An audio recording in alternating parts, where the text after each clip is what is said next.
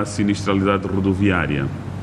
Durante esse período tivemos 28 acidentes, menos 16 do que no mesmo período do ano passado. Em termos de consequência, 3 mortos, menos 2 também, e 29 feridos, e aqui um bom número a destacar, menos 30 feridos do que foram registados no mesmo período do ano passado. Portanto, as províncias com maiores índices foram o Zaire com 4 acidentes, 4 feridos, Bengo 4 acidentes, 1 morto e 11 feridos, e a província de Luanda 3 acidentes, 1 morto e 2 feridos.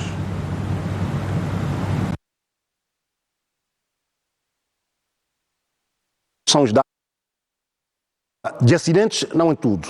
Eu espero que a Regi, essa peça esteja preparada.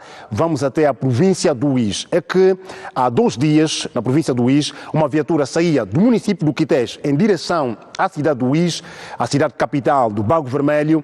Uma árvore caiu sobre esta viatura e provocou a morte de 3 pessoas. Os feridos foram socorridos e levados para o hospital provincial. Lá estão a ser assistidos e o governador provincial visitou.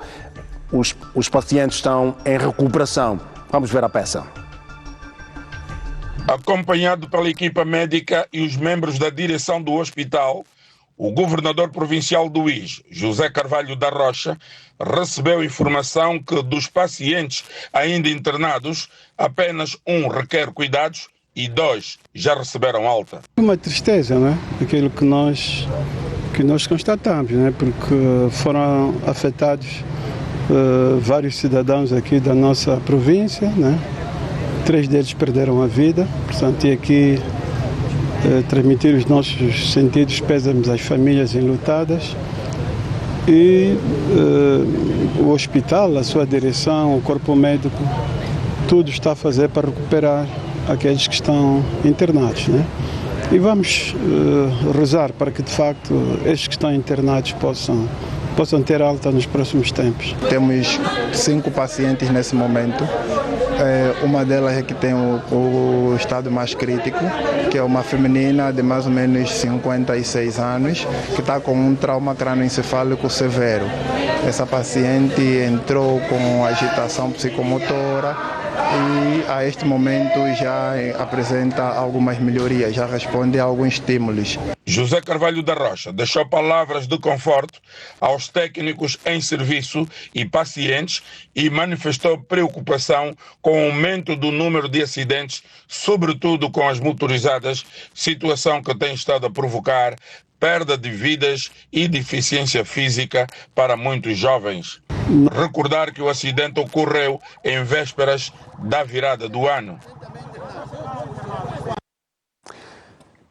Há uma questão que deve ser, de facto, aqui levantada. É que, durante o período de produção da lavoura, é tradição para muitas comunidades em cortarem as árvores, fazerem queimada, no intuito de adubarem solos. É que essas árvores ficam fragilizadas e quando chega o período da época chuvosa, basta uma ventania, cai logo. E tem sido frequente as árvores caírem no troço Uís-Quités. Esperemos que aguardemos mesmo aqui a intervenção, quer da administração municipal como do governo provincial, para que as árvores que estiverem à berma da estrada, ao longo do troço Uís-Quités, sejam cortadas.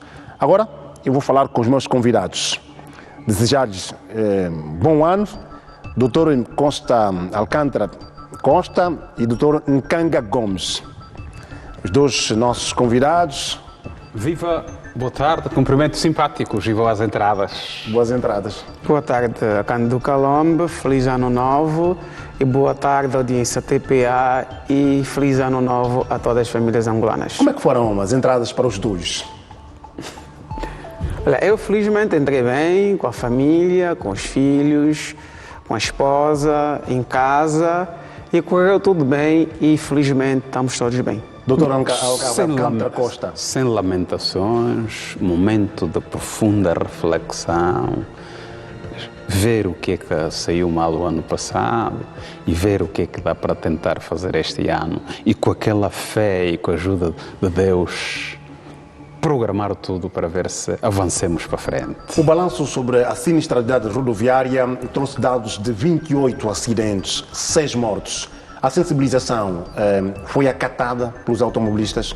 Acreditamos... Se olharmos para o período homólogo, comparando em relação ao ano anterior. Acreditamos que o nosso povo já está a autodisciplinar-se.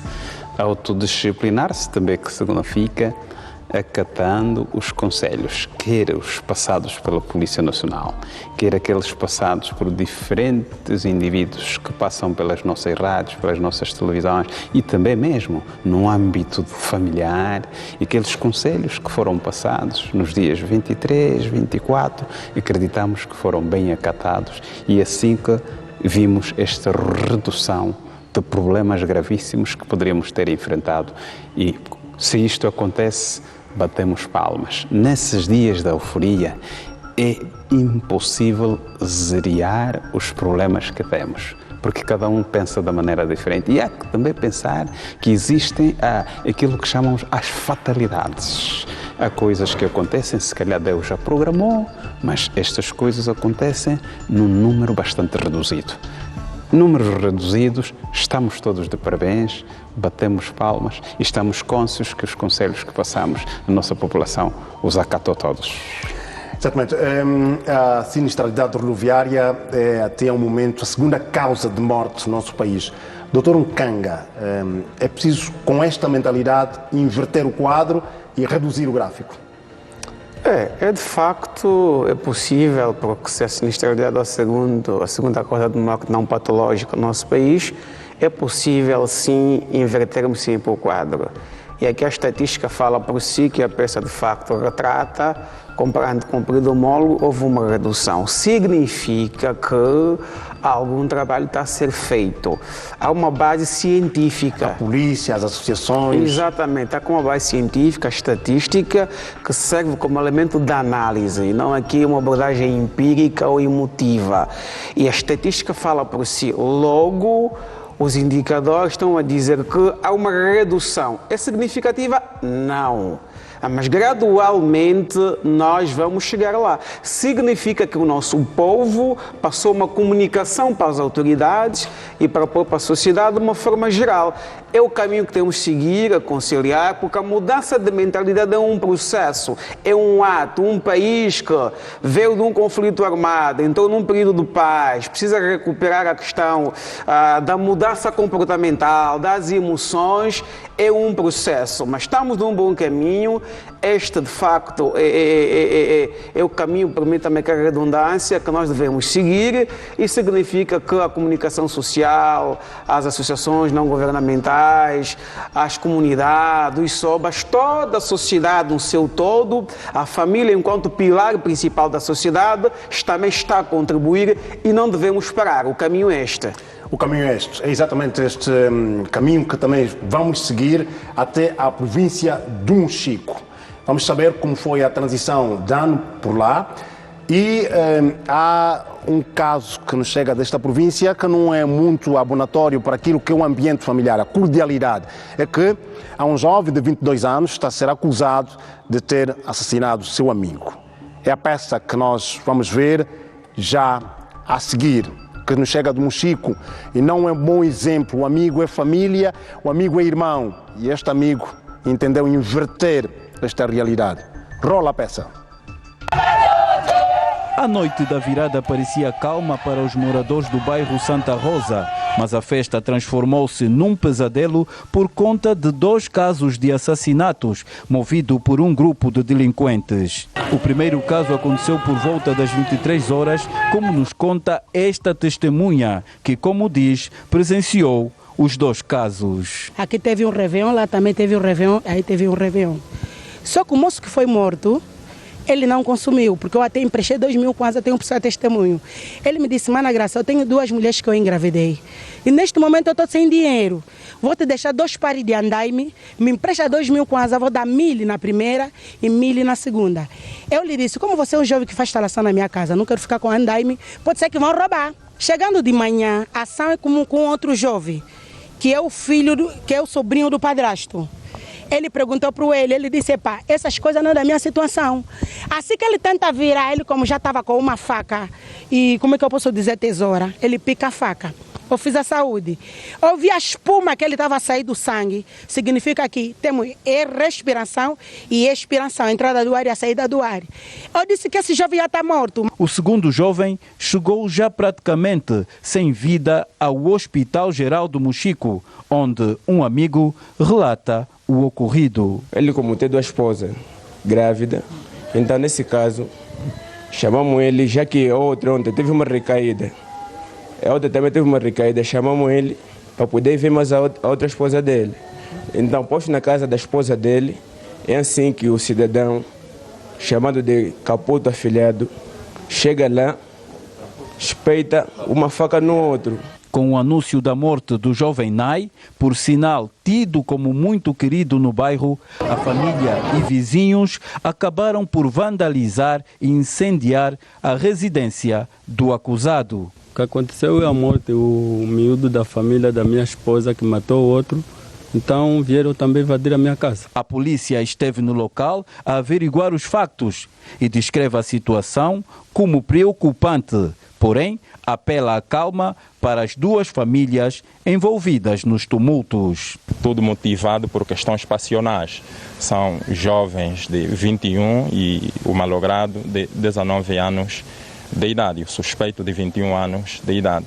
Desta briga originou então agressão física por esfaqueamento com uma arma branca, que é uma faca de fabrico artesanal, tendo resultado em ferimentos graves à vítima, que todos os cidadãos são exortados a procederem com as denúncias nos casos em que sintam-se ameaçados, em casos em que gerem brigas, desentendimentos e outras situações, para que as forças de ordem, as nossas patrulhas que estão aqui nos bairros, as nossas esquadras e postos policiais próximos, para que possam intervir e acautelar situações desastrosas. Nas últimas 24 horas foram registrados mais de 300 ocorrências. Muitas delas deram entrada no Hospital Geral do Mochico. Infelizmente, um jovem aparentemente ter 22, 23 anos de idade, que chegou aqui ao banco de urgência a este momento, sem sinais vitais e infelizmente vítima de agressão física. Este mesmo foi agredido pelo seu amigo, que esfaqueou-lhe com a faca a nível do tórax esquerdo, foi até as 2 primeiras clavículas ou 2 primeiras costelas, onde foi diretamente. Infelizmente, com bastante sangramento, não conseguimos salvar o paciente. 4 mortes e mais de 300 casos resumidos em acidentes de viação por excesso de velocidade, consumo excessivo de álcool e 2 residências incendiadas marcaram a passagem de ano na cidade de Luena, província do Mochico. Não com bom registro, essa passagem de ano, infelizmente 4 pessoas morreram e com histórias aqui inusitadas. Não é bom que assim seja e que se apela a um comportamento ordeiro. Eu gostava que a Regi partíssemos para o balanço em relação ao número de crimes registrados em todo o país, 137 crimes. A intervenção do comissário Orlando Bernardo, melhor dito, para que os nossos convidados comentem. São 137 crimes que levaram à detenção a 184 cidadãos. Vamos ouvir este balanço geral que foi contabilizado por todo o país. As forças, no trabalho que fizeram, foi registrado 137 crimes durante esse dia. Destes 137 crimes, devemos destacar que, comparado com o mesmo período do ano passado, tivemos uma redução de cerca de menos 17 crimes. Portanto, foram detidos preventivamente pelo cometimento desses crimes 184 cidadãos suspeitos.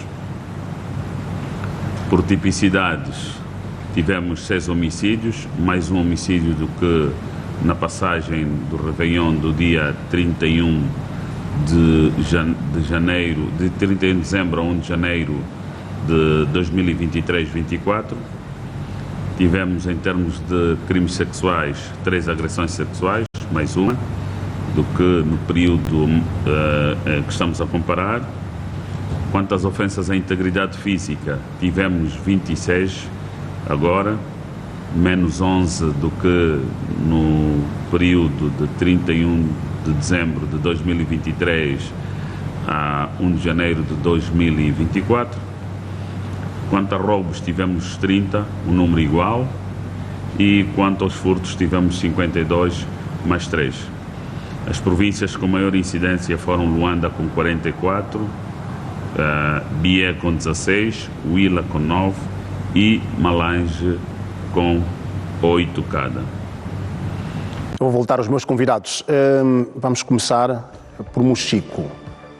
Os dados do Mochico, Dr. Alcântara, não são satisfatórios. Colombo. Ou seja, quando se perde uma vida, não se pode alegrar. Colombo, ouviu bem ali o triângulo: ciúmes, bebida alcoólica e mortes.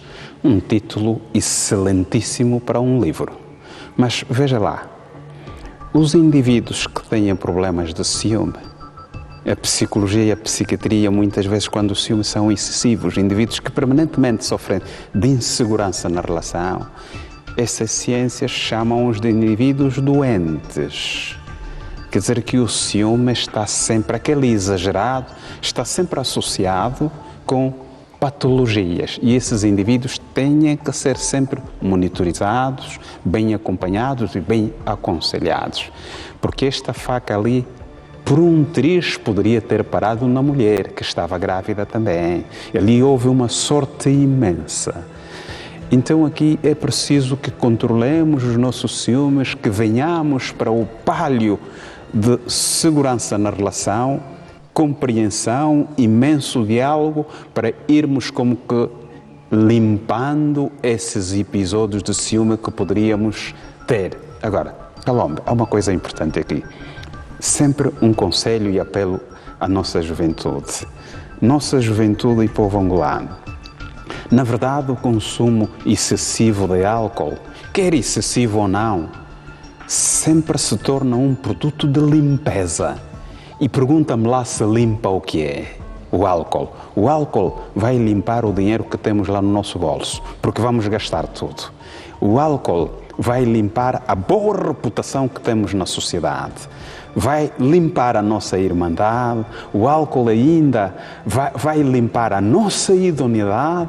O álcool vai ainda limpar o nosso emprego, porque depois de beber tanto, cometes palhaçadas, roam-te da empresa e depois ficas pobre e acabas por morrer. Por isto, cuidado com o consumo do álcool. Vamos mudar de mentalidade, vamos mudar de atitudes comportamentais.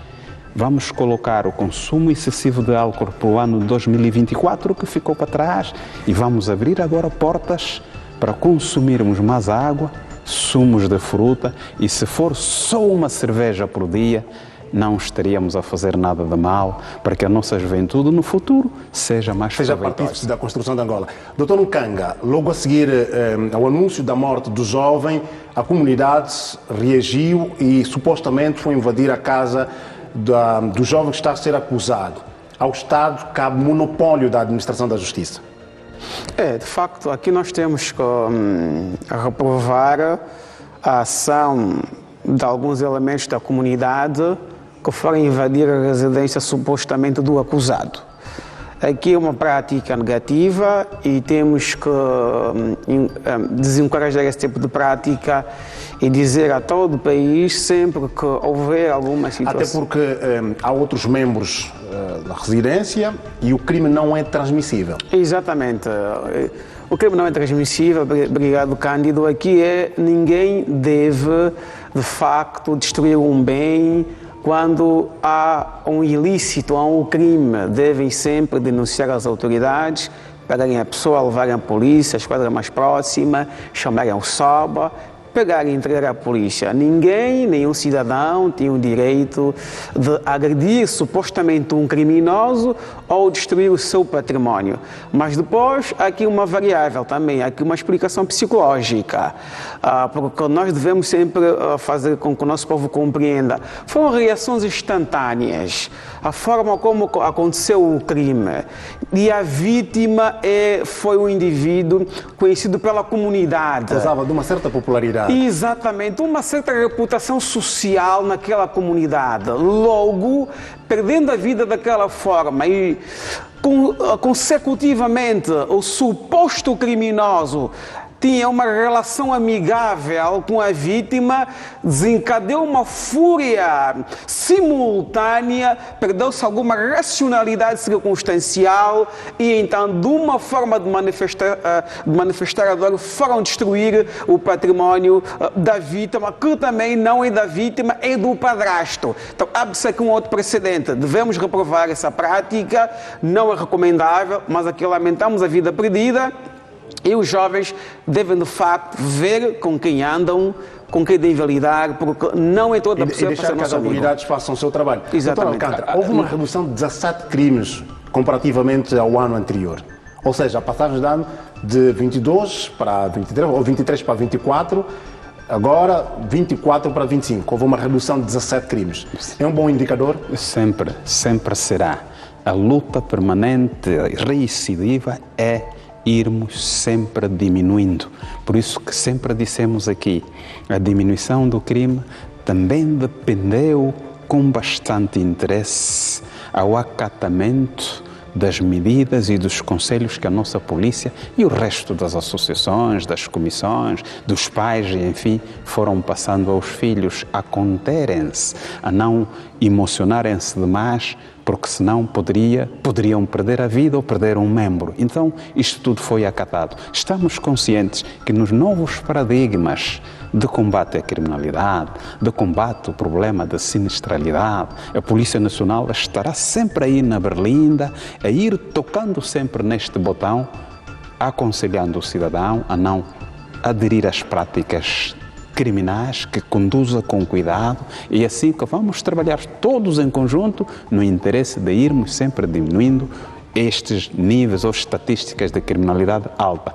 Estamos conscientes que é possível chegar lá, mas vamos trabalhando sempre com a consciência cívica do cidadão, sempre com a moralização e conscientização do nosso cidadão à frente da berlinda desse problema. E vamos chegar lá. Mas Palome, deixa lá me falar um pouco sobre a questão da queima da casa.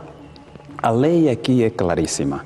Nós todos somos adultos, o que a lei pede e a sociedade em si é que sejamos adultos e tenhamos aquilo que chamam gestão dos nossos nervos.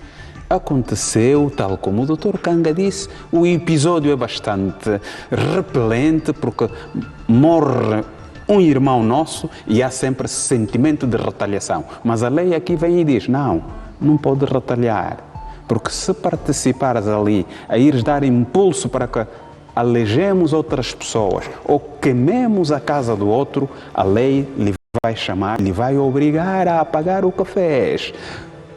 O interesse maior é do indivíduo agressor que assassinou outro. Ali há um dolo porque já levava faca, é premeditado, e a lei 38/20 de 11 de novembro estão ali nos seus artigos 147. Vai chamar isso de homicídio voluntário, qualificadíssimo, e vai condená-lo de 20 a 25 anos de prisão. Agora, os que participaram na queima da casa, de certeza o Ministério Público, como dono da peça exordial da acusação, vai chamá-los e obrigá-los a pagar a casa que queimaram. Presume-se inocentes até que a Justiça, com a perícia, os autos do processo, acabam por determinar o culpado é mesmo jovem. Claramente. Ora, eu gostava que continuássemos com essa análise. Regi, vamos voltar a ouvir o comissário Orlando Bernardo, ele que fala de casos de violação, ainda nesta abordagem do balanço geral.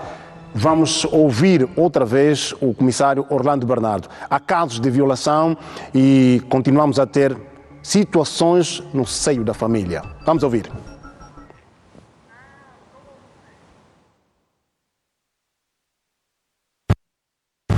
As ocorrências que interessa destacar, um homicídio por desentendimento entre conhecidos, cometido com objeto cortante, nomeadamente fragmento de garrafa, ocorrido cerca das 17 horas na província de Luanda, município de Kazenga, na via pública, praticado por um cidadão que está em fuga, em que foi vítima cidadão de 20 anos, motivado por desentendimento resultante do consumo excessivo de bebidas alcoólicas, um abuso sexual de menores cometido por parente próximo.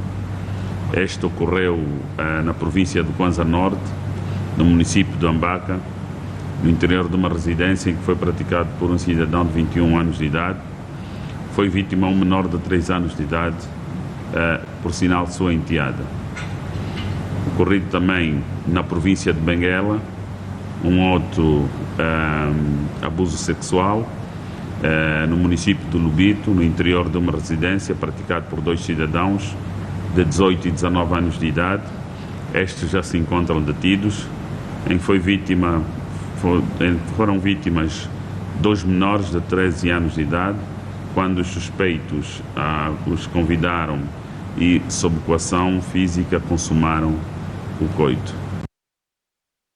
Casos de violação que infelizmente são registrados um pouco por país, e as vítimas são na sua maioria menores. Aqui, Dr. Nkanga, o pai é protetor, o pastor é ministro de culto, curador.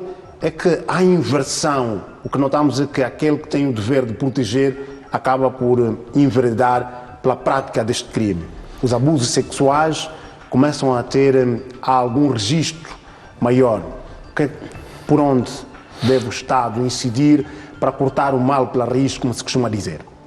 Olha, Cândido, aqui há várias variáveis onde o Estado poderia começar, porque aos abusos sexual já atinge um gráfico, aquilo que nós chamamos em sociologia um cancro social. E o cancro social é um mal generalizado, é um fenômeno elástico. Sendo um fenômeno elástico e que o próprio Estado tem domínio disto, deve de facto procurar mecanismos para poder reduzir. Começando de onde? Porque é uma questão comportamental. Aqui, nem sempre nós temos a capacidade de prever o abusador. As causas, pode ser desequilíbrio psicológico, como temos aqui no Alcântara, maníacos sexuais, que acabam por ter as crianças como suas predadoras. E depois tens aqui a questão do uso excessivo de bebidas alcoólicas que provocam desorientação do sistema nervoso central, onde o indivíduo começa a perder a capacidade do lógico, do ilógico, do correto, do incorreto. E depois tens o outro elemento, que é a questão da superstição, que uns, alegadamente, em ficarem ricos, vão supostamente a um quimbandeiro, que é um miserável, vive mal numa cubata, senta numa lata, e ele acredita que vai ser rico, orientando para violar a sua filha ou a sua sobrinha. E acabam por se materializar isso. Ora, como é que o Estado deve atuar? Primeira variável aqui é esticar a pena, rever a lei, alguns artigos da lei. Chamamos aqui a castração química, variando da idade do prevaricador, temos debatido aqui o Dr. Alcântara, a castração química, e chamar aqui também a questão da prisão perpétua, para que de facto possamos criar esses elementos e num período de 15 a 10 anos podermos analisar se estas decisões forem eficazes ou não, para poder então ir adotar outras medidas. A outra variável é incentivar as famílias no sentido de ficarem atentos com os parentes, o pai, e depois temos aqui a questão da crise profunda de valores, que é o pastor, é o pai que acaba por ter uma miserabilidade onde a ética, a moral acabam por morrer, é um indivíduo vazio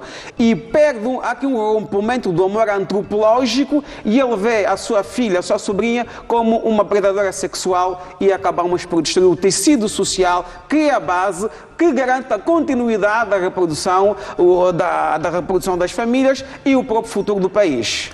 Doutor Alcântara, está a autodeterminação da mulher, depois o bom nome e a reputação desta menor abusada sexualmente. Traumas. 99% das nossas crianças, sempre que forem violentadas, abusadas sexualmente, ali nascem os traumas que no futuro têm consequências gravíssimas. Mas, Calombe, os abusos perpetrados por pais, é preciso convocarmos aqui a ciência para saber no fundo o que é que se passa. Não, convocar a ciência também não significa que temos que parar de punir o indivíduo. Não, convocar a ciência porque há indivíduos. Esse, por exemplo, abuso filial. Um pai que fez crescer a filha, que tem esse sentimento e o poder de poder protegê-lo, depois vai abusá-la sexualmente. Isto é romper com aquilo que chamam o vínculo umbilical.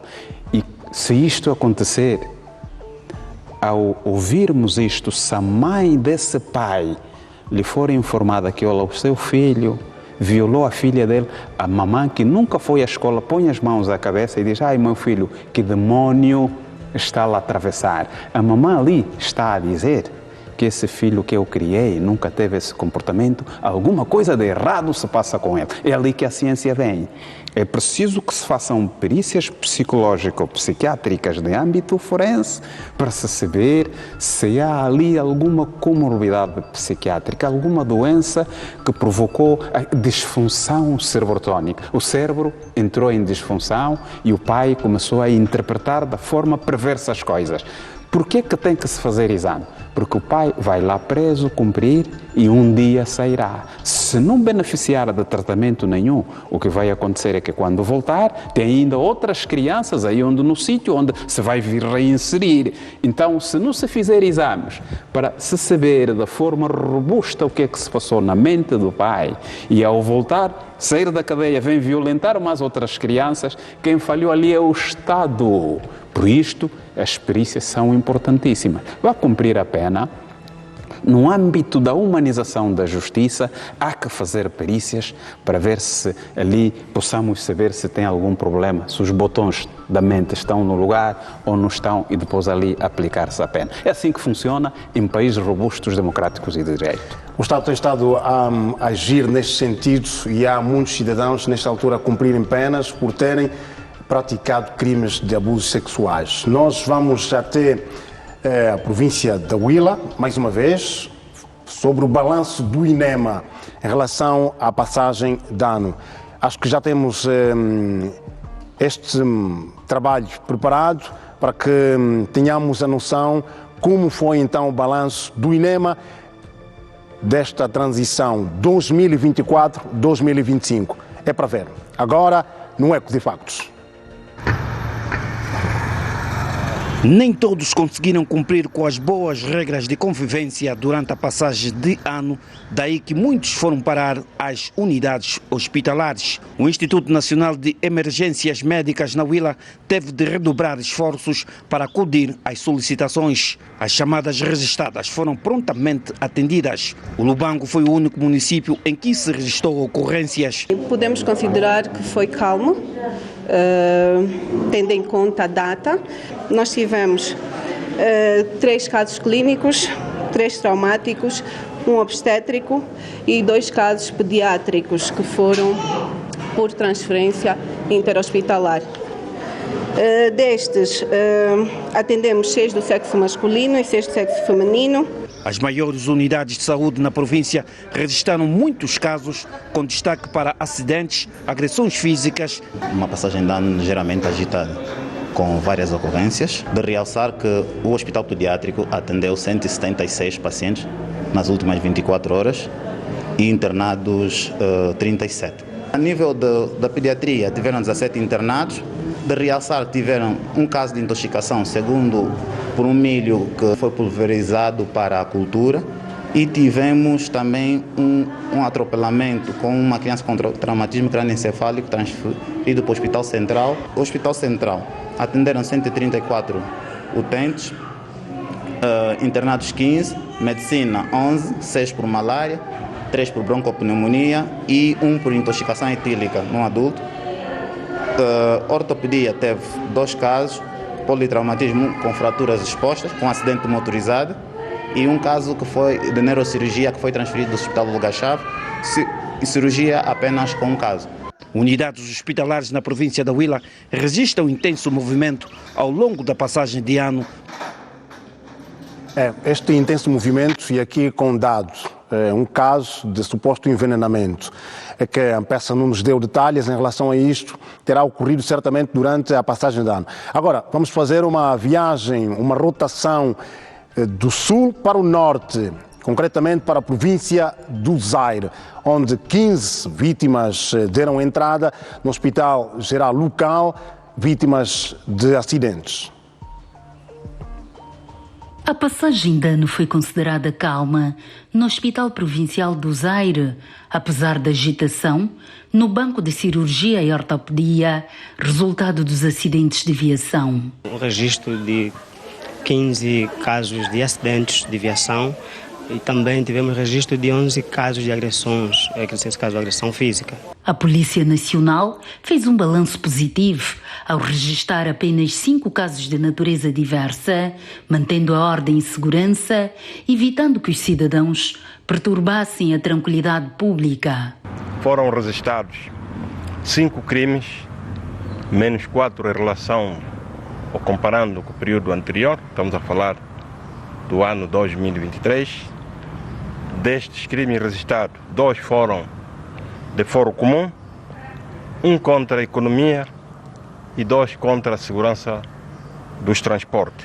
As ruas de Mbanza Congo apresentaram um movimento sereno, tanto de pessoas quanto de viaturas, no primeiro dia do novo ano.